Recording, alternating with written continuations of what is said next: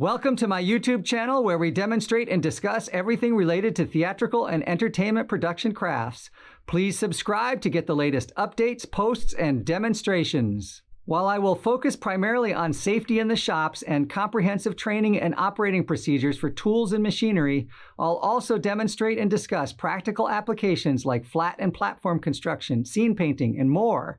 If you'd like to see something specific, please let me know in the comments. Once again, please subscribe and power up the alert bell to get the most up-to-date notifications about new content.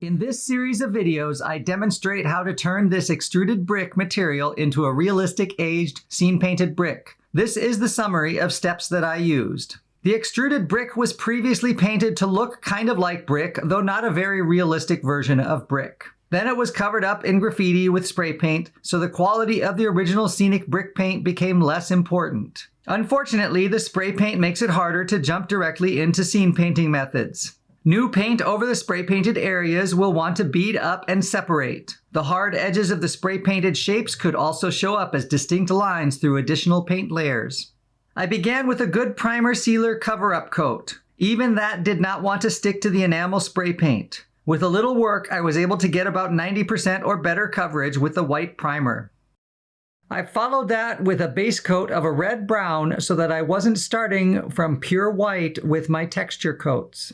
The second step involved a 3-color sponge scumble to lay in the primary color tones of each brick. Each brick needed to have individual attention to make them all unique and to resist generating regular patterns in the layout.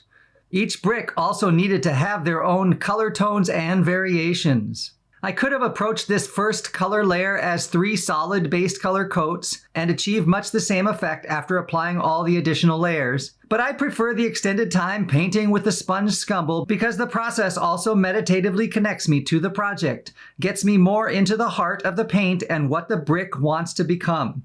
The third step added a layer of sponge dry brushing with additional colors to create increased variety among all the bricks. The first sponge scumble was more of a base coat coverage, not a one-stop shop to get to the final brick texture. This wet blend base coat followed by a second dry brush technique turned out well.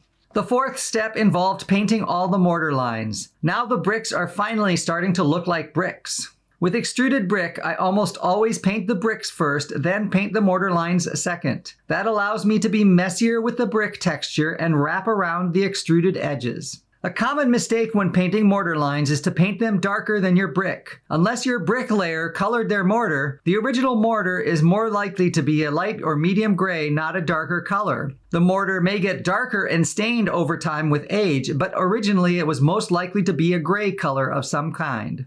I chose to do several spatter coat layers as my 5th step. In retrospect, I probably could have skipped this step and only done the final spatter coat, but I was trying to use the spatter to introduce variations into the mortar lines. The spatter coats would not get much coverage into those deeper crevices. I could have used a smaller tool like a toothbrush to flick spatter into the mortar lines more directly and precisely, but instead I chose to do a dark glaze to take down the bright new mortar lines.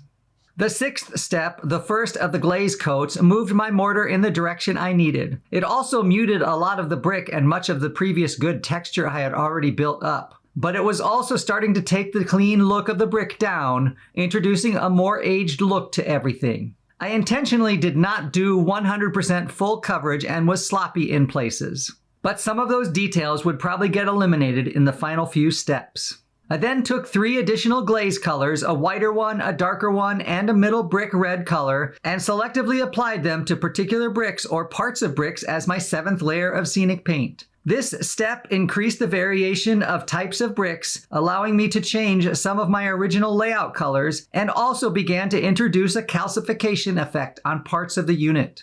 The 8th step was the final layers of spatter paint, which reintroduced some of the great texture I had earlier but began to lose through the glazing process.